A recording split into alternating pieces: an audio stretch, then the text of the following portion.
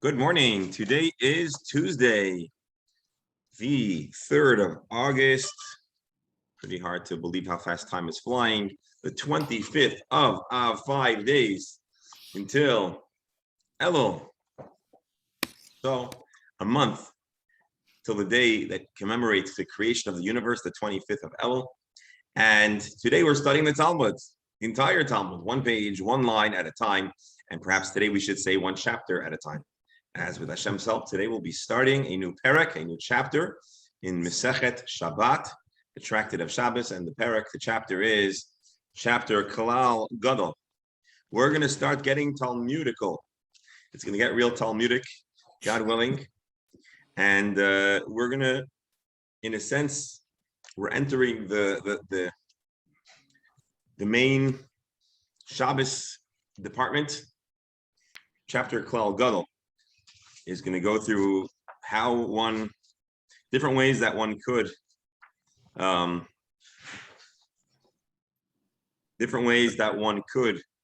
transgress Shabbos. Not that we're looking for how to do that, but it starts off with in a very interesting manner. Now, before we start, I want to mention that we're davening for speedy healing for all those of Klal Yisrael that are in need. And we're mentioning once again Borislav and Chaya. And we're also going to be dedicating today's learning for the neshama of our dear David Harosh, the father of Yosef Harosh, fortunately passed away, and the funeral will be today. And only recently got out from Shiva for a sister, and he's still saying Kaddish for his mother. And we wish the family Nechama, Umisha Amar, Litzar Seyd. There should be no more tsar in the world, and certainly not for the Harosh family and everyone else. So the next Mishnah, which is not the Mishnah we're studying today, is going to go through a list of all the different forms of milacha. As we know, there is a verse in the Torah that says, or a few verses, that talk about keeping Shabbos. One is not allowed to desecrate Shabbos. Zocher Siyam Shabbos L'Katshoi, and he who desecrates the Shabbos could be put to death. I'm paraphrasing, that's not exactly what it's approximately the pasuk. The point being that you got to observe Shabbos, we can't desecrate Shabbos. And if, God forbid, a person in biblical times, in temple times, would desecrate the Shabbos, there were a variety of potential consequences that a person might have to deal with. Most severe and also unique, infrequent, is the prospect of Misa Mois Yumas. A person that hit all the criteria hypothetically could experience the death penalty in the time of the Beis Hamikdash. That was not so frequent, however, because in order for a person to ever receive the death penalty, they needed to be some other ingredients that were pretty rare. Those ingredients included witnesses, forewarning, the perpetrator acknowledging that they're committing a sin that they know they're not meant to do. And so, although potentially, hypothetically, it could happen, it was not all that common. What was more common is that a person could have a spiritual consequence. There are no witnesses, then the spiritual consequence portrayed in the Torah is kares. That's spiritual business. Person, however, that did so unintentionally, bishoige, a person didn't keep Shabbos unintentionally. So then, what do? You bring a carbon chatas. But Beryl, you're still muted. We don't hear you, but we'd love to hear you. You could make a donation. Well, donations are always good, but no, the time of the Beis Hamikdash, you'd have to actually bring a carbon chatas, a sin offering, to atone for this inadvertent sin. Now, you would think it's pretty straightforward. Every act should get its own sin offering. But it's not all that simple. Because depending on the nature of the crime and the state of mind, and the awareness of the sin of the perpetrator, there were a number of potential variables. And our Mishnah is going to discuss how many sin offerings one would have to bring for desecrating the Shabbos. Reb Beryl? The most interesting variable is if you couldn't afford things, there's different levels. Well, we're not talking about that today. Today we're talking about your essential burden, responsibility for bringing a chatos. Now, why is this the case? Well, the answer or the simple explanation is as follows. Really, all acts of desecrating Shabbos fall under one single biblical prohibition of desecrating Shabbos. However, we know the Chazal enumerate 39 different avot milachot, 39 primary categories of Shabbos desecration, and each one is viewed in a sense as an individual, independent prohibition. So a person who did multiple acts of desecrating Shabbos inadvertently could hypothetically see themselves bringing multiple sin offerings. You mow the grass, you sewed up your clothing, you went hunting, you wrote a page in your diary. So all those things are not sins, but if on Shabbos they could all be, and others, you plowed in your backyard. I don't know if anybody ever had a plow in their backyard, but I guess it could happen. Or you did you you have a little garden plow, you have a rototiller, that's like a mini plow. prune, you built. There's a lot of different. So on Shabbos, all those different acts, although they all are sourced from a single biblical verse of not desecrating the Shabbos, not doing malach on Shabbos, a person could have to bring a sin offering for all of them. But there is an important detail generally about sin offerings, which is if a sin offering happens when a person didn't realize that they're committing a sin. And we'll discuss more at length what it means to not realize you're doing a sin. Did you not know that it was prohibited? Did you not know that today it was prohibited? We'll discuss all of that. But essentially, our Mishnah wants to figure out when can multiple acts all be covered by a single sin offering, and when might each individual act warrant its own sin offering, which basically is going to lead our Mishnah to telling us different scenarios of mistake, of shoygig, of inadvertence. And that's going to be the discussion that we're going to be having for the next few days. And then we'll go to a shopping list of the 39 melachis, and that's going to be a lot of fun. And it's getting, as I said, it's going to get Talmudic. It's fun. It's good. We're going to know a lot. Our education about Shabbos is going to grow by leaps and bounds every single day. So I want to thank all of our dear devoted members of the Talmud Chabura, our Talmud community, those that are here in person. Well, no one's in person. I mean, those that are currently on the Zoom call, and those who maybe are joining us virtually later today or tomorrow or down the road. It's great to have you on board. Thank you for taking the time to join us in the study of the Gemara. Today, of course, we're about to share the screen and start a new chapter, Perek Klal Gadol. Just got to pull up the page, share the screen, and then we'll be ready. Oh, one more note. Today, unfortunately, because of the Harosh funeral, and there's actually another Shiva that I'm also taking care of, I'm going to have to cut today's class a little shorter than the typical hour. I want to thank you for your understanding in advance. We should only have simchas and happy news to share with one another. Here we go. On the holy website called Safaria 67b, that would be Samach Zayin Amud Beis. Here is the Mishnah. Let's activate our commentaries. Let's adjust the format. And here we go. We read this Mishnah yesterday, but let's read it again. Let's read Rashi. Let's get ready for some Klal Gadol Amru B'Shabbos. A big klal. Klal Gadol. That's a funny phrase. We don't always see the word Klal Gadol. Big principle. So Rashi says the Gemara is going to ask, what's Gadol? What makes a principle a basic principle or a big principle? How do you get the title Gadol? So that's going to be a discussion our Gemara is going to have. Here is what was stated regarding Shabbos.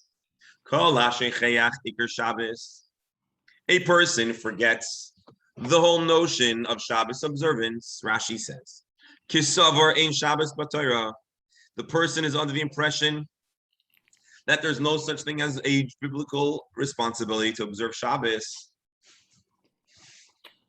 And if you don't know that it's Shabbos, you will probably live your life on Saturday like every other day. And therefore one might have transgressed a variety of Shabbos prohibitions, and not just on a single Shabbos, but Shabbatot harbe, many Shabbats.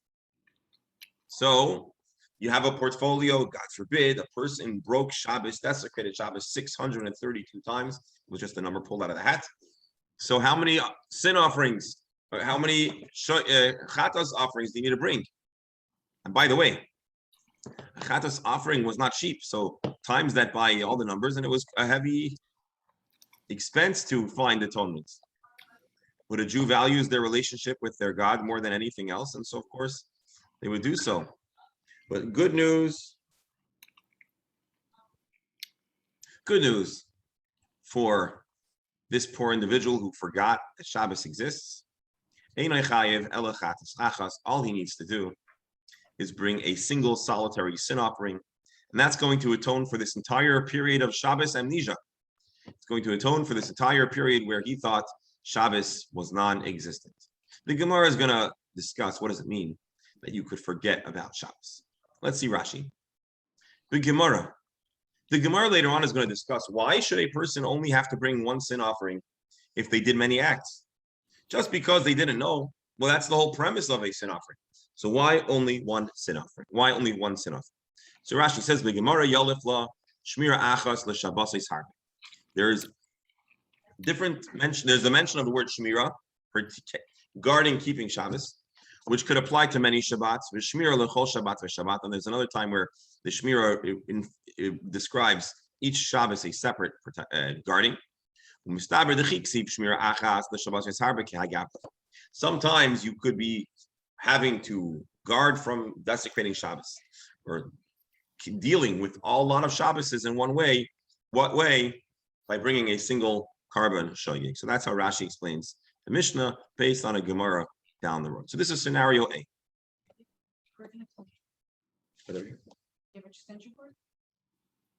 No, but there's an extension cord outside. So come sit over here. 1 minute. So that's scenario number one. You totally didn't realize that Shabbos exists.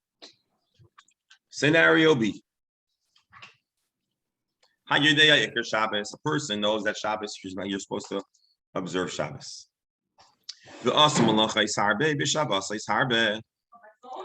And he knows about Shabbos. And he did a lot of malachis on a lot of Shabboses.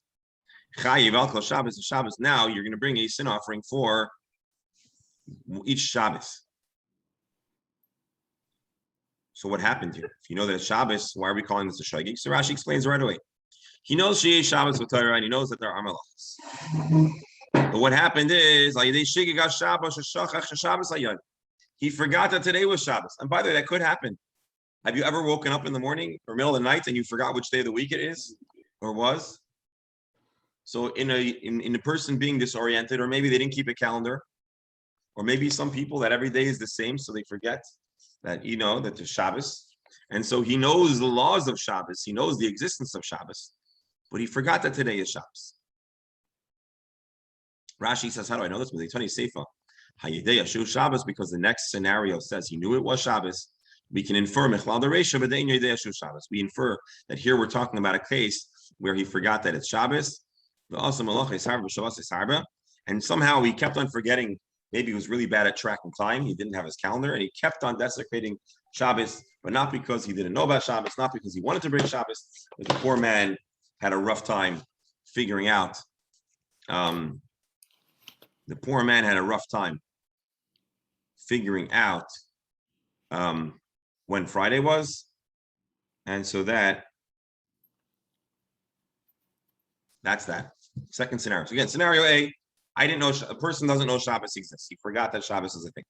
Scenario B, he keeps on forgetting each Shabbos that it is Shabbos. Thinks it's Thursday, thinks it's Sunday, I don't know. Hard to imagine, but it could happen. I don't think so. Third scenario. Hayidei Shabbos. A person knows that today is Shabbos. And now he desecrated Shabbos multiple times.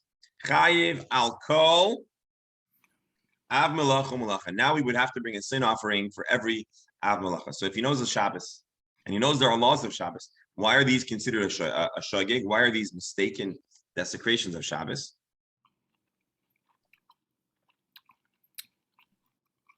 Rashi says, "Shalayada shamalachai salalo asuras." He knew that there's such a thing as Shabbos, and he knew that on Shabbos there are prohibited acts. But maybe he didn't realize that something that seemed very innocent was actually considered a malacha on Shabbos. And he did it multiple times, many weeks. So now he would have to bring for each ab malacha on each Shabbos a sin offering.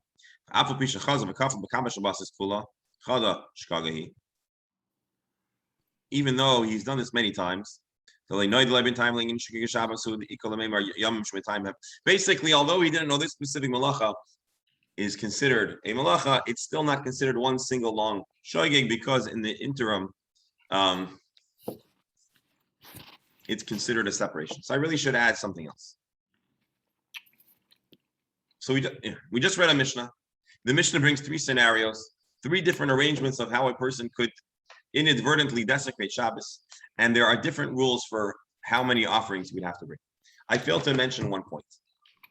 This idea of a shagaga, a shogeg, a single prohibited act being done multiple times and only needing one sin offering, isn't only applied to Shabbos. It applies to other areas in Jewish law as well.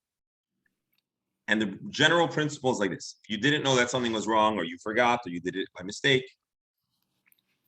if you did it more than once, but you did not discover the error of your ways in between one commission of the sin and the second, you only bring one sin offering.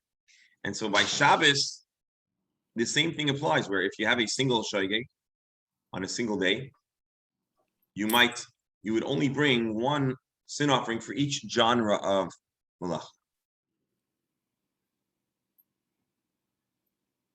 So that's those are the three scenarios. You didn't know it's Shabbos, you keep on forgetting it's Shabbos at all, or you keep on mistakenly desecrating Shabbos on each Shabbos.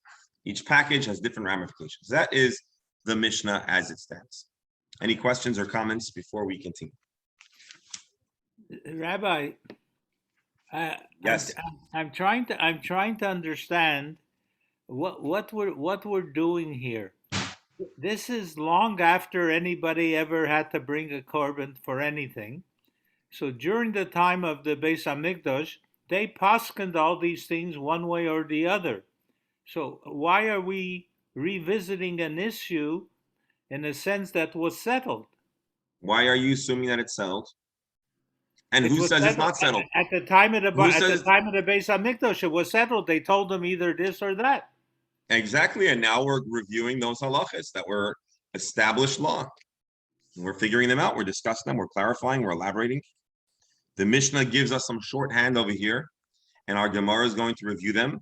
And where there were varying opinions, the Gemara is going to present that for us. I'm going to go down to the sources, the biblical sources. And it's not only considered academic, these are relevant halachas. To this day, we have to know if we desecrate Shabbos, what's the nature of the atonement? Mashiach's going to come soon, and perhaps we'll bring karbonis for our mistaken Shabbos desecrations. And either way, this introduces us to this is an introductory Mishnah, which is going to lead to the next Mishnah, which is now that you know why each separate category of malacha has relevance, because you might be bringing a sin offering for each av ve'av, each category. The next Mishnah is going to be the shopping list of the different avos malacha. So this is in a sense. You just said something fantastic. When Moshiach is going to come, we're going to owe karbonos? Possibly. Perfect. It's a Gemara that, did we see that Gemara? Did we learn it? No, we didn't. But yeah, there's a possible, it's a complicated question. It's a good question. Okay. It's not so simple. The Gemara talks of one of the Tanaim, and I don't recall who now, that right after the time of the Churban Beis Hamikdash, he had a pinkas, he had a notebook. And every time he made a mistake, he would write it down, and he says, when the Beis Hamikdash will be rebuilt, I'm going to have to bring a carbon. Well, Kol Nidru, we could tear out the page. Okay, let's not go there. Lav dafka. It's not so simple. It's not so simple. There's a good chance we're not going to have to bring karbonis. By the way, Beryl, this is quoted by the Balatanya in Yigaras HaTshuva. I believe, yeah, Yigaras HaTshuva. The Mishnah finishes up. If you do a number of acts which all fall under the same general category of Av Malacha, I would love to elaborate now, but what I'll do better is we'll reserve this segment for the Gemara's discussion of the different Avos Malachos, and it'll all be crystal clear. I think I'm going to buy a farm. A farm. Why? Oh, so that you'll have an easy time bringing carbonas. That's right. So the question that we need to ask, no, I'm not going to ask it now, but the Gemara is going to introduce a word that we're familiar with that will deepen the intrigue of our question.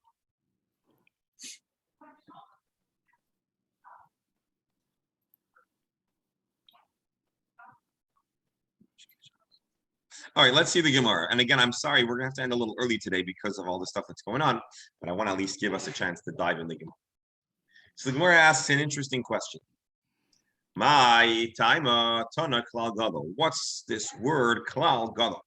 Why do we use the word klal gadol? It's not a commonly used expression. And so if it's used, it's got to be very meaningful. So the Gemara says, is it possible that the whole reason why our Mishnah is structured the way it is because in 7 or 8 pages, the Gemara is going to talk about Oid Klal Amru, another rule.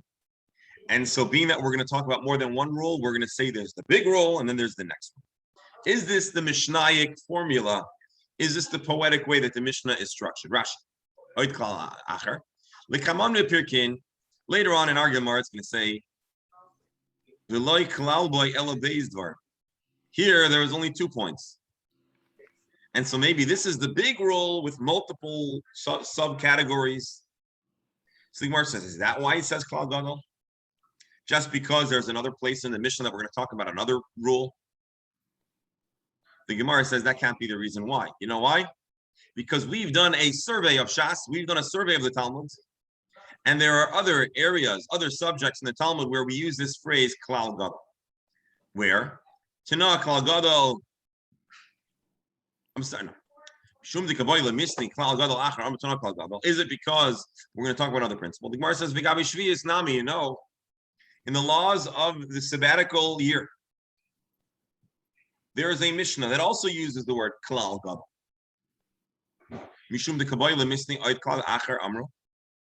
Maybe also there because we're going to have another phrase of Klal Achar Tana Klal Gadol. So basically in Shavuos, there's a similar Mishnah that talks about Klal Gadol. And maybe the reason why we use the word Klal Gadol is because there's another Mishnah that talks about a regular Klal. That's hard to imagine.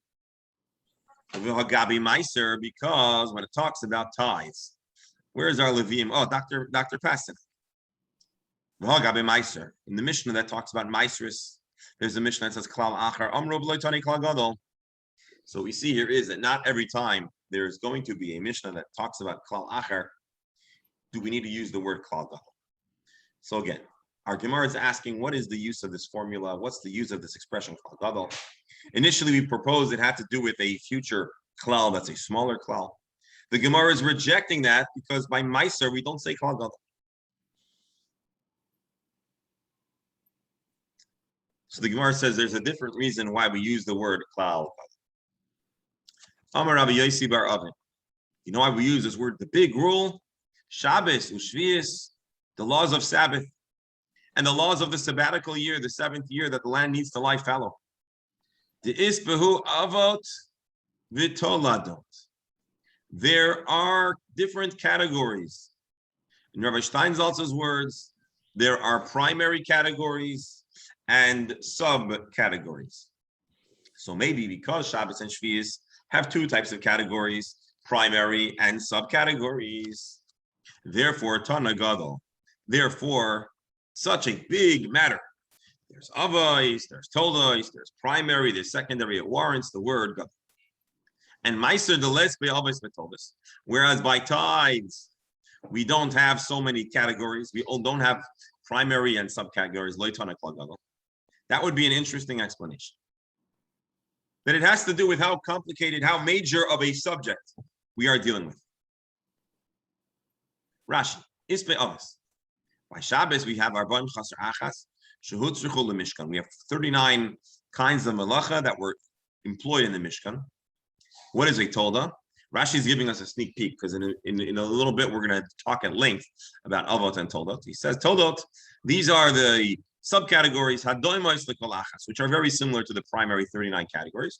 Have you told us today? When it comes to the sabbatical year too, you have Zuriya, Kitsira, Zabira, planting seeds, harvesting, pruning, and the like. And there are subcategories of those activities. So let's go back from it. The Mishnah uses the word klal gadol.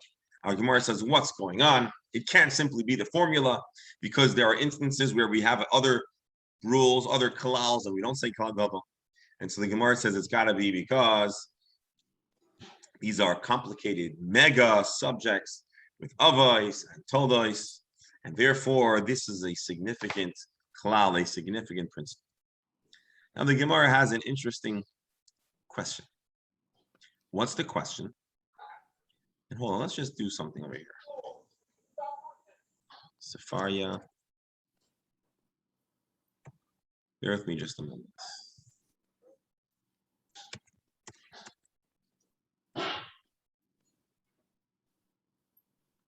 Okay.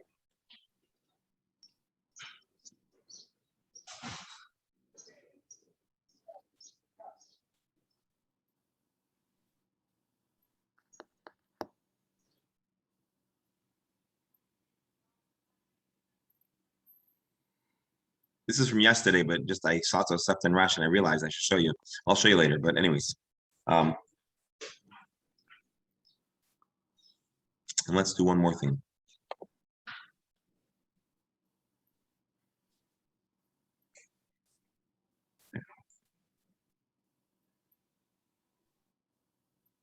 Tosefta.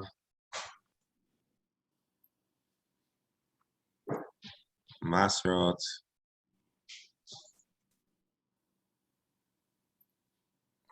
Let's see if we can find this. If you recall, we talked about Tosefta. Here is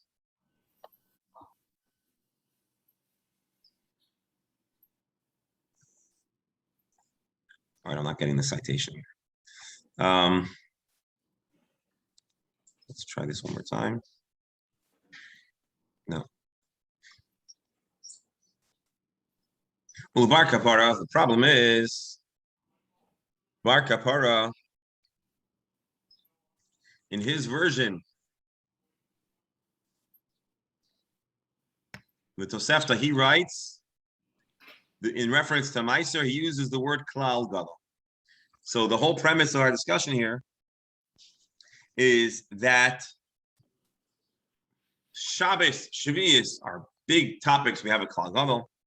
Meiser doesn't, but Bar Kapara flips everything on its head and he adds the word klal gadol even by Meiser. So what is going on?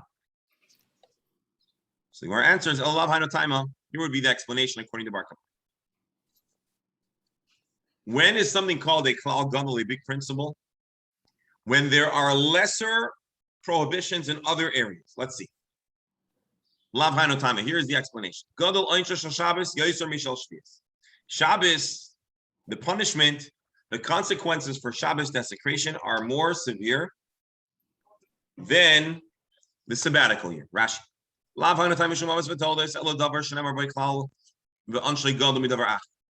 explains we're rejecting our earlier explanation that it has to do with avos and toldos, primary and subcategory, and we're now going to say it has to do with when the punishment for the desecration, the failure of observing a particular subject, has something of greater punishment, then it's called a klal gadol. So what makes something gadol now has to do with the severity of punishment. So Shabbos consequences are greater than the desecration of Shabbos. In what way?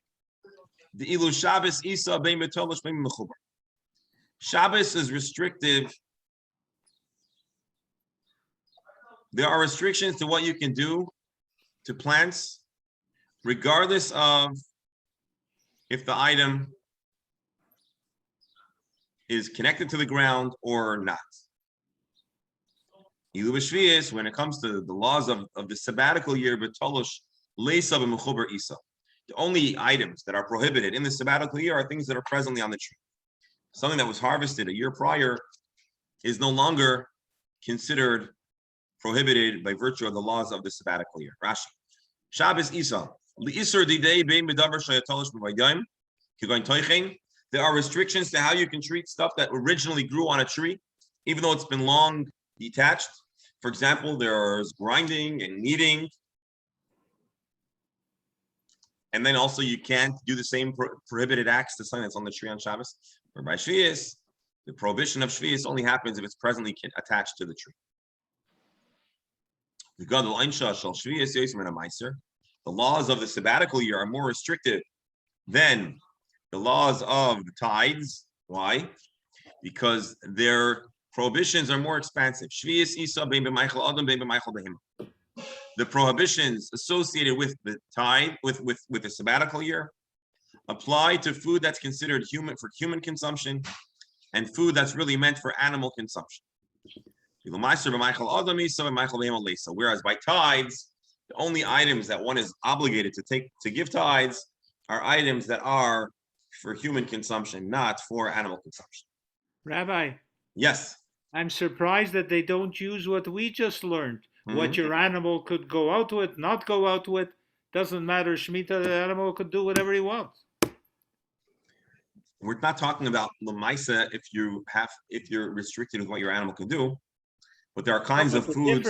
Listen, there are kinds of foods that are primarily considered animal fodder, and there are foods that are more that. So, for example, I think barley in the biblical era, right, was considered more for animals. Today we have a delicious barley soup, but in those times it was primarily considered animal fodder. Let's see Rashi.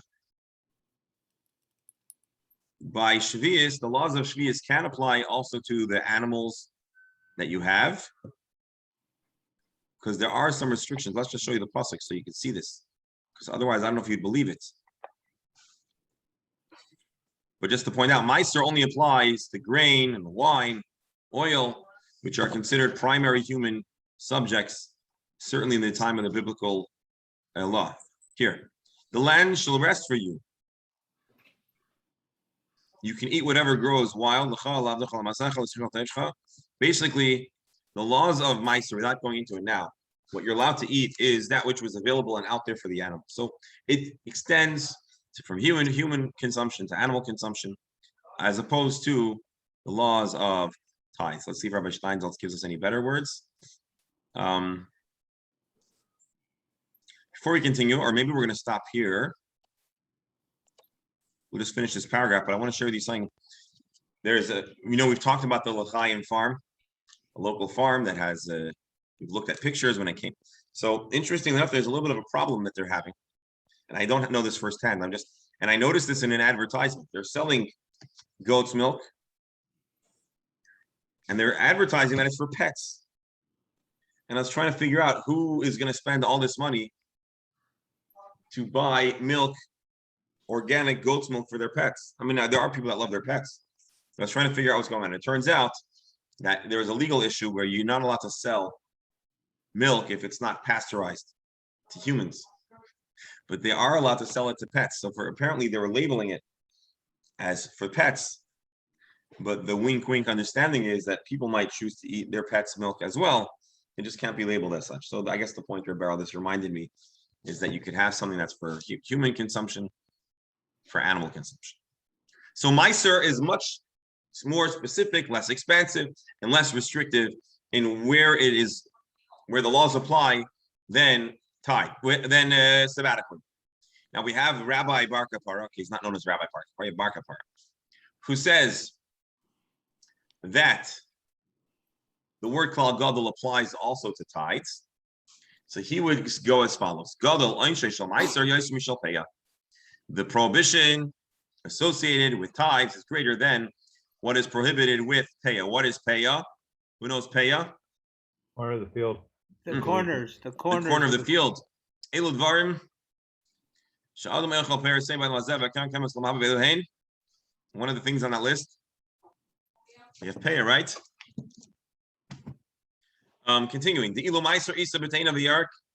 The laws of tithes apply to figs, vegetables. The ilu peya leisa b'tein of the ark. The laws of peya do not apply to figs, to vegetables. It's non klal amar b'peya. Kol shu oichav v'nishmer b'gidul min ha'aretz v'kol dekachas machnis l'kiyum chayev b'peya. The laws of peya only apply to stuff that has the criteria which ultimately mean grain. Let's read Rabbi Steinsaltz's presentation here. Food that is protected, grows from the ground, gathered at once, which gathered at once applies to foods like grain, not so much fruits that grow on the tree. So we see over here that there are limits to the extension to where we extend the laws of pay. Here is how this pasuk is, or these laws are inferred. Here we go. Oichel, food. This excludes wild stuff and our very favorite matter. Has to grow from the ground. This excludes mushrooms and other fungi-related foods. Pitriais here. Kmein, he translates here as truffles. The kitas like achas, it has to be picked all in one harvest moment. This excludes figs, which are gathered as they ripen. And it's something that has a long-term storage, and long-term storage applies to grain and excludes veggies. Veggies only last, and they have a pretty short table life. And in the ancient world, you only had distribution in a pretty local area. Rashi. All right, so anyways, what we see over here is that peya is very specific to certain kinds of fruits, and therefore, or foods, I should say, as opposed to the more expansive application of the laws of Meiser. So in a way, my friends, I want to just tell you, I know we just spent a long time, it's a little confusing. We talked about Meiser and Shemitah. This is all just to figure out the deal with the word klal gadol. And at this point, klal gadol basically refers to a matter that has very expansive rules and restrictions and prohibitions. And you don't use klal gadol about something that is less complicated and less sophisticated. Really, oh, I'm sorry, I left that one. By Meiser, we're more expansive. It includes because by Meiser, it includes even figs, which are not likitas like achas. So figs have a little bit of a longer shelf life. They aren't, however, picked at the same time. You have to give tithes, but you don't have to hold payah. This is the end of the initial discussion. I really want to stop here, but I just want to give you a teaser because I know this next Gemara will be of much greater interest to some of our dear devoted attendees. Here we go. Our Mishnah talks about someone who knew about Shabbos and forgot all about Shabbos. How does that work? What does that look like? What was the word of the Mishnah? Anyone recall? Hashecheach. Yeah, she forgot that Iker Shabbos. He forgot about Shabbos.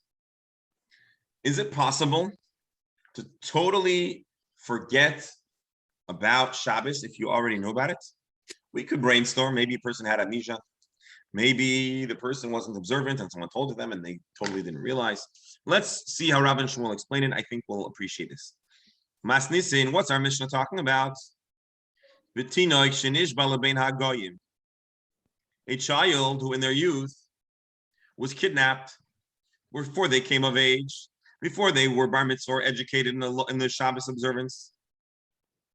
And so they didn't know any better. They didn't know about Shabbos. Rashi. V'lo yada Shabbos me'olam. How should they know about Shabbos? They were captives. And you know, in more recent times, there are instances of children that were kidnapped. Go back to Russia, you had the Cantonists, you had young children that were snatched from their Jewish communities, and they were forced to serve a term in the Tsarist army for, 25 years? Many of them knew they were Jewish. Many of them didn't know what Jewishness meant. If you're kidnapped at 5, 6 years old, how much could you know about your religion? Children in the Holocaust grew up in Children in the Holocaust growing up in monasteries or growing up in Gentile homes. We even have the Cardinal of France was a Jewish, right? Lustiger. You also have a tragic affair known as the Yemenite children. You had Yemenite children that came from very devout Yemenite families, and tragically, in the course of them coming to Israel, they were lost to their families and they ended up in other households. And one of the other great and less acknowledged tragedies of modern Jewish times. So suffice it to say, Rabbi Shmuel say our mission is talking about somebody that was kidnapped, captured, and never had the opportunity to learn about Shabbos. V'gershin is gayer lebein hagoyim, and a person that converted to Judaism, but they were lost among the Gentiles. This is a little bit harder to understand. And this is something that today rabbis try to prevent by ensuring that a prospective convert should know all the laws. But hypothetically, a person in the ancient world where the Jewish community would enable a member to learn about Jewish practices as they are absorbed and incorporated, and probably also because it was kind of dangerous to have a Gentile person that was not fully on board living and fully integrated with the Jewish community. So you might have the possibility, the prospect of a person sitting before Beis Din, telling them, I'm entirely committed to Judaism, I'm going to observe Judaism. And they say, okay, we're going to convert you now, but now you're going to stay with the community and you're going to stay in this family and you're going to listen to everything they tell you and you're going to keep Shabbos. And what happened if that guy, before he had a chance to move in, was kidnapped or captured or returned to his family? He's technically Jewish, but has no knowledge of the laws of Judaism. The commentaries ask exactly how this might unfold, but that's a hypothetical. And this is the beginning of the Gemara's attempt to decipher what are the scenarios of the 3 or 4 cases brought in our mission. Unfortunately, because of all the things happening today, I need to end just a little bit early. But I'd like to thank our Talmidei Chachamim, our scholars, for joining us today as we start a new chapter. And it's going to be fun. Please keep on joining. And with Hashem's Nor Rav Simchas, Hashem should help. We should only have Simchas for the community and for all of Klal Yisrael. Thank you all. Have a great day. See you all tomorrow. Be'ezer Hashem.